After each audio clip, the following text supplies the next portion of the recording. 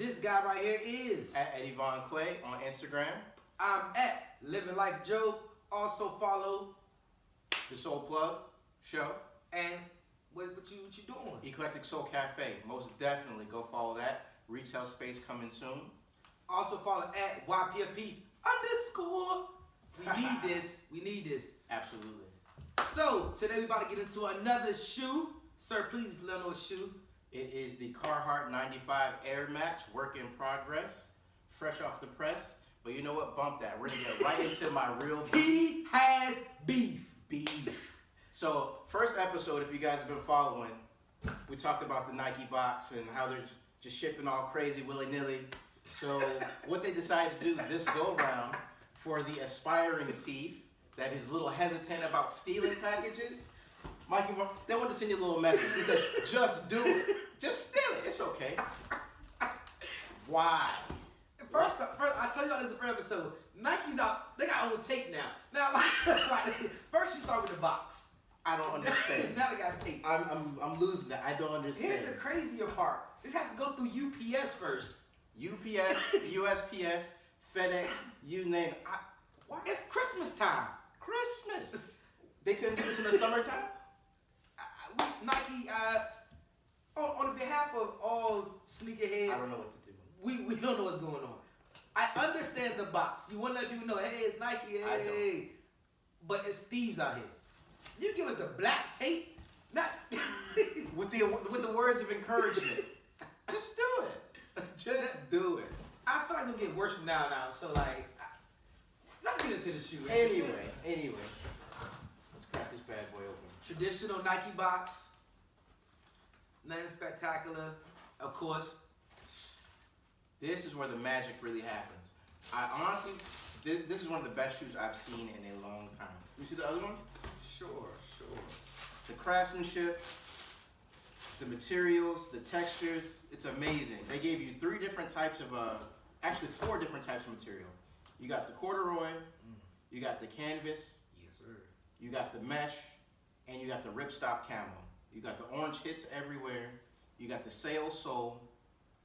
3M is all over the place. Yeah, it's crazy. From the tongue, the back, the laces. To me, it's just a beautiful shoe. 95, a beautiful silhouette. Little secret to all the sneaker people out there. This is my first ever Air Max 95. I've literally never owned one. What? Never in my life owned it. What are you doing? This is a soul punch. Hey, first. Hey, to all the viewers, let me tell you something. This guy has shoes, right? First ever? Like, first ever I feel 95. I feel a special. You didn't have the greens? Nothing. You didn't have the fresh waters? Nothing. The Orlando Magic colorway? I love them from a distance. I just never bought one. That's like if you're a sneakerhead, like what? I know. I failed a lot of people today. I'm sorry. This is a first for me. Like 95 is like one of my like go-to shoes. Like I love 95s. On the next episode, I'm gonna wear a pair just because this is the first one.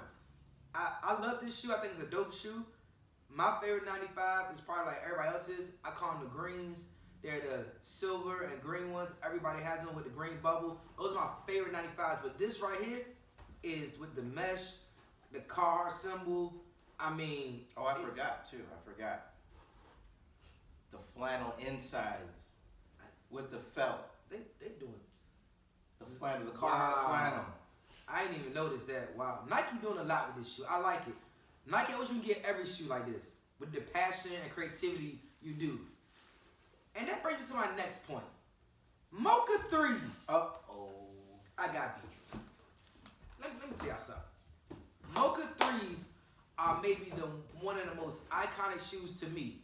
And you know, the last time I came out was 06. So for you to drop it on a day where Frozen Yellows and the Fear of God drop, and people, it's still a full size run. Thank me later. Sneakers app, full size run. I want my check.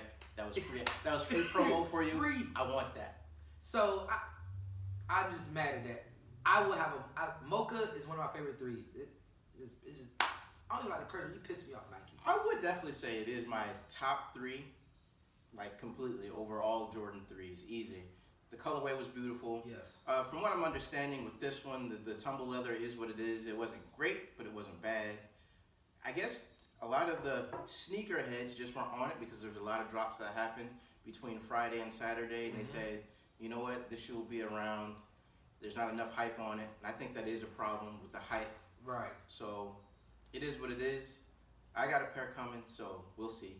Maybe next episode we'll do another review on those, like direct clean, so you can actually get a feel for it if you did not cop the shoe. Because apparently on Sneakers app, not a lot of people cop the shoe. Yeah, and I heard also the Spider-Man ones. I actually heard they're good quality. It's good quality. I'm gonna be honest with you. I already have Chicago's, so I didn't feel the need to get it. Spider-Man, I get it. You know, the whole kitty theme, the movie. Yeah. But honestly, if you have Chicago's, for me, it wasn't for me. But I could see how somebody would like it. And I believe it did come in the men's, women, extended sizes and all that good stuff, right? Yes. So do me a favor, comment below. Let me know if you got the Spider-Man ones, if you cop the Fear Guys, if you cop the Mocha 3s, or the second coming of the Frozen Yellows. Comment below. Let me know how you like it. Let me know about the quality. Let me know what you think. We definitely will reply. I just need to see what you thought about it. I definitely think Fear Gods may be the sneaker of the year, but we'll get into that later. That is a beautiful shoe. That just terrible. But lastly, just to get these out the way for us really quick. Again, the Carhartt work in progress, Nike Air Max 95. You get it on the box. This is a men's 7.5, women's 9. Retail on this was $170. Wait, how much? $170. $170. Was that US or pesos? That was definitely US dollars. Yeah. Hello, Susan. Sorry, fam, that wasn't in the budget. Susan from accounting is here. You didn't clear that through me. Oh my goodness. Where's the We requisition are form? filming right now. Susan, baby, hold on. Wait a minute, we're literally filming right now. I didn't get a requisition form. Oh, Where's my requisition form? What is that? You didn't put it in the budget. You didn't tell me you was Oh gonna my cop goodness. these. We have much to discuss after this video. All right, she got the Cuban on. No, I don't understand. all righty. I don't. Sorry about that, guys. Moving on. No, we're not. Susan had a full Cuban on. The whole with the Jakes. She was shining. She Baby. be shining. Glistening. Like Mitch, I paid in full. Like, Go BBS's, baby. Yeah. So in sneaker news, Stadium Goods actually was just acquired by Farfetch Company for $250 million. I know you're probably asking why is that significant. If you don't know, the same person that with Flight Club got bought out, opened Stadium Goods, and they got bought out for a second time. Bet you they had a requisition form. Oh my God. There's All Susan right. with it. So I'm pretty positive they didn't. I'm curious to know what this means for the current state of sneakers, the mom and pop shops, and how that's really gonna come into play when you have major shops like Stadium Goods, Flight Clubs, and other like major concepts, and they're doing major business, practically getting any and every release and pushing it at the resale market level as opposed to the basic level. How does that work for Nike? How does that work for Adidas? How does that work for everyone? And how does that affect the mom and pop who's just trying to make it out here? I'm gonna go ahead and say, for me personally, doing a mom and pop store is gonna hurt because a lot of people, if you push in, it's like a conglomerate. If everybody's doing the same thing, you push in resale value, how can the kid that really love this shoe get it for a fair price?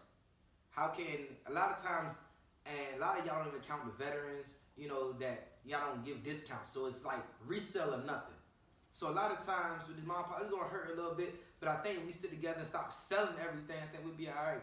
But I see, I don't think the game was ever designed that way from Jump Street. You look at the Nikes and the Adidas, they always said, hey, we're gonna give it to whoever we give it to at retail or at wholesale, and I'm gonna let them do what they do. I mean, we have the Foot Lockers, the Foot Actions, and so on and so forth. They kind of honored that by having a quote-unquote retail price that was fairly low, that was either from Nike or however they worked out their split. But when you factor in resale, it's just kind of, the game was never designed for us. It was always resale or nothing because you have the camps, camping out, you have the raffle systems. Right. At the end of the day, somebody's gonna lose. But now they're losing, not to cut you off, now they're losing on a grander scale though. Because now, if I'm Stadium Goods or I'm like Foot Locker, just take Foot Locker for example, they get 100 pair of Concords. Absolutely. Same thing with Stadium Goods now. They can call Nike now and say, "Hey Nike, give me 100." Do you think that relationship's that tight though? I do. I'm not gonna say it's that tight, but I think it's tight enough where Nike would say, "All right, we'll give you something." I definitely think there's some like shady. I won't say shady, but there's some definitely murky deals happening where I just find it hard to believe that all of these stores are getting them at wholesale, at MSRP, at retail, Right. and able to flip, and it's literally just that simple. Whereas boutiques, we're buying them as they come in, the day of release. Sometimes we're getting them directly from a Foot Action, Foot Locker, Right. from the camps, and then we're putting them out on the market. Where you have the Stadium Goods, the Flight Clubs, all these other places, they got them 2-3 weeks, 2-3 months early already. Where are they coming from? How is this working? Such an acquisition, like Farfetch, how can they make money from this when you already have Stadium Goods who's already killing it? These are the questions I have. So we're gonna keep an eye on that. Y'all keep an eye on it. Also, one more thing, comment let me know what you think about that. Also, comment on what you think is the album of the year, cause there's a lot of Pusha T, they were talking Meek Mill, King Drake. Push. It's a lot of album. J Rock, shout out J Rock. So just let us know what you think the album of the year is, and also Grammy's coming up soon, right? Oscars. Awesome. Oscars. Kevin Hart stepped down Stepping down. because of some tweets from the past. Should old tweets affect what you do now? No, you evolve. I get it and I don't get it. I mean, but here's the thing though. Where would we be at right now if social media was back in the 90s? Definitely don't put my old tweets. Definitely don't do that. That's what I'm saying. So I don't think it should affect it. But at the end of the day, shout out to the LGBT community. You know what I'm saying? They're doing their thing. They're doing y'all doing definitely your thing. But I think everybody has a chance to evolve because if everybody was perfect, we Absolutely. wouldn't have accidents. So And he's a comedian. And he tells jokes. Go watch Eddie Murphy Raw or Deliveries. Oh my gosh. If y'all really gonna be so y'all you ain't gotta DM his tweets because you can watch it you can watch it live. If you are under the age of 18, I did not tell you to go do that. That was Joseph. Do not talk to me. Talk to Joseph. Go watch Eddie Murphy. Go watch YPFP underscore. Wow. That's how you direct your attention. Hey, Martin Lawrence, Richard Pryor, comedians. Also man. at Living Life Joe. That's another one. If you can't reach him on that one. If you do, I want all the smoke. This was not an Eddie Von Clay production. I do not endorse that message. But yeah, so also we got another piece of art for you today. Absolutely. Also at your local Books A Million and or Barnes & Noble. They do not sell on Amazon. The newest issue of Juxtapose. For winter, it is their 25th year anniversary edition. With Good Man Cause on the cover. The cover Cause, Andy Warhol, Revoke, and Swoon. And I know for certain that this is pretty fire. I have not opened this one. I have another one that is open. You will not be disappointed, especially if you're into art. You love Cause. Who doesn't love Andy? So on and so forth. Go check it out. Go cop it. Awesome. So, to recap really quick, comment album of the year. Comment, like, hit that bell for me, please, and subscribe. Absolutely. And as always, thank you so much for the support. We're evolving. We're growing. Things are getting better. And again, thank you for the views. We appreciate it. Thank you. We out.